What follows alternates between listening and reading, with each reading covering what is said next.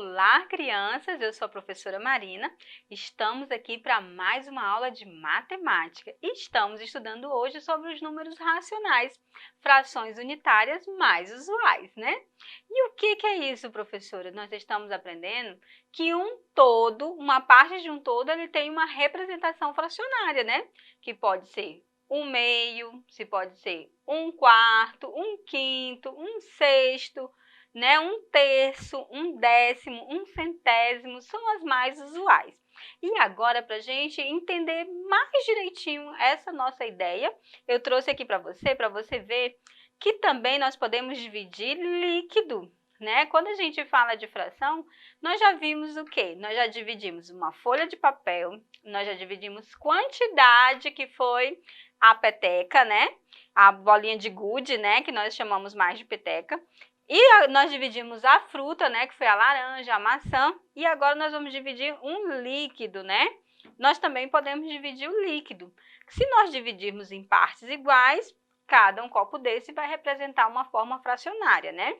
Então, vamos lá dividindo. Eu tenho aqui uma quantidade total, né, de meio litro aqui.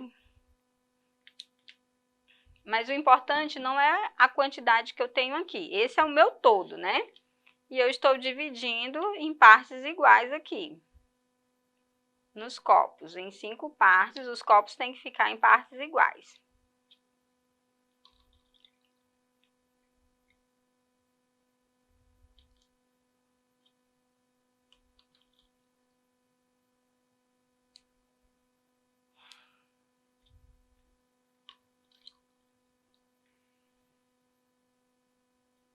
Vou colocar mais aqui, que esse aqui ficou um pouquinho vazio. Tenho que dividir em partes iguais. Olha só, então o meu todo eu dividi em partes iguaizinhas. Se você pudesse olhar de cima, você ia ver que estão divididos em partes iguaizinhas. Então, o meu todo dessa jarra, eu dividi em 5 copos, né? Em 5 copos iguais, mesma quantidade.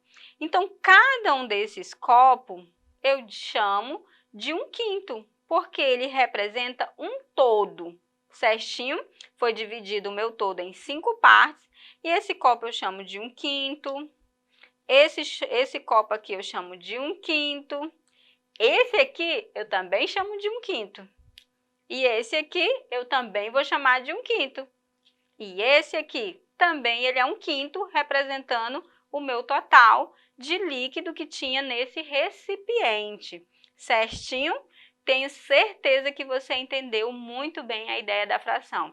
Isso aqui, esse líquido eu dividi em 5 copos, mas eu poderia ter dividido em mais quantidade de copos, o líquido iria baixar, né? Não seria, o copo não ficaria tão cheio assim se eu dividisse em 10 copos, por exemplo, iria vir para metade. Porque quanto mais eu dividir, menos, né, eu vou ter, certinho? Então, agora nós vamos para mais uma situação, problema, né, sobre frações. Vamos ver comigo aí na telinha. Em uma horta foram plantados tomate, couve, cenoura, alface, beterraba. Veja o esquema que representa a horta e indique que alternativa é verdadeira e qual é falsa. Para a gente resolver essa situação, nós temos que analisar aqui essa imagem dessa horta. Observe que foi dividido ao meio, o meio dividido ao meio, e a parte onde está a cenoura, a beterraba e a alface, ainda foi dividido, um terço dela foi dividido ao meio novamente. Observaram? Independente do formato, como nós vimos nas folhas de papel, as partes que foram divididas elas estão representando um todo, embora que as outras não estejam cortadas também, mas elas representam. Então, a gente tem que analisar. Por exemplo, o couve e o tomate foi dividido aí na metade da metade, né? Então, aí posso dizer que eu tenho um quarto de cada um. Observe que o alface, né? O alface também está representando um quarto, só que aí foi dividido, né, no meio aí entre a cenoura e a beterraba. E já a beterraba e a cenoura já tem aí representando 1/8, porque é como se toda parte fosse dividida em 8 partes. Certinho, quando eu analiso essa situação, então vamos para a alternativa. O que está me dizendo aí que é verdadeiro e o que é falso? A área destinada à plantação de alface ocupa 1/4 da horta? Vamos lá no alface. Sim, suponhando que toda parte tivesse sido cortada, tivesse sido repartida da mesma forma, dividida da mesma forma, teria 1/4 para todos, certinho? Então, essa alternativa ela é verdadeira. A plantação de tomate ocupa 1/2 da horta? A plantação de tomate, ela não ocupa 1/2 da horta, ela está ocupando 1/4 da horta também, né? Porque foi dividido o meio no meio. Então, essa alternativa é falsa. Muito bem. A plantação de beterraba ocupa 1/8 da horta? Nós vimos que sim, porque se nós dividíssemos todas ao meio e do meio a gente dividisse no meio do meio, nós teríamos 1/4, como nós vimos quando cortamos a folha, né? Certinho? Então, essa alternativa é verdadeira. Muito bem, vamos para a próxima questão, né? Agora, né, vamos escrever como se lê as frações apresentadas. Nessa primeira aqui nós temos 1/8. Muito bem. Vamos ler a próxima? Eu tenho 1/5, porque eu tenho 1 de 5 partes, né? Agora, eu tenho 1 de 3 partes. Então, como que eu leio? 1/3. Agora, eu tenho 1 que foi tirado de 10 partes. Então, eu tenho 1/10. E eu tenho 1 de 100 partes. Então, eu tenho 1/100. Muito bem. Vamos continuar. Escreva como se lê as frações que aparecem em cada informação. Na letra A, de toda a produção mundial de alimentos, cerca de 1/3 é jogado no lixo por ano. Como que eu leio? Acabei de ler para vocês, não foi? 1/3. Agora aqui na letra B, Lucas comeu do bolo feito por sua mãe. Como que eu leio essa fração aí? Agora eu fui esperta, não li para vocês, viu só? Muito bem, estão lembrando? 1/2, isso mesmo. Vamos dar continuidade. Agora, né, observe a figura das crianças brincando no parque. Observem aí. Nós temos criança no carrinho, nós temos criança na caixinha de areia, nós temos uma criança lendo livro, temos uma criança no balanço, né? Temos uma criança jogando bola. Que fração do total de crianças apresenta a criança que está jogando bola? Então, para isso, nós precisamos contar a quantidade de crianças. Chegue aí na telinha para você contar comigo. Se aproxime se for preciso. Vamos contar? 1, 2, 3, 4, 5, 6, 7, 8, 9 crianças. Primeiro, eu tenho que saber quantas crianças tem, certo? Tenho 9 crianças. E aqui quem está jogando bola? Quantas crianças estão jogando bola? Apenas uma criança está jogando bola. Então, qual a fração que vai representar uma criança de 9? Vamos lá ver. 1/9, né? Muito bem. Agora, analisando outra situação. Ana comprou uma pizza e repartiu ao meio entre seus 2 filhos. Ela só dividiu ao meio. Que fração representa a parte que cada um recebeu? Lembra da maçã que nós dividimos ao meio? Quanto que nós chamamos cada uma dessa parte? Nós chamamos de 1/2. Muito bem.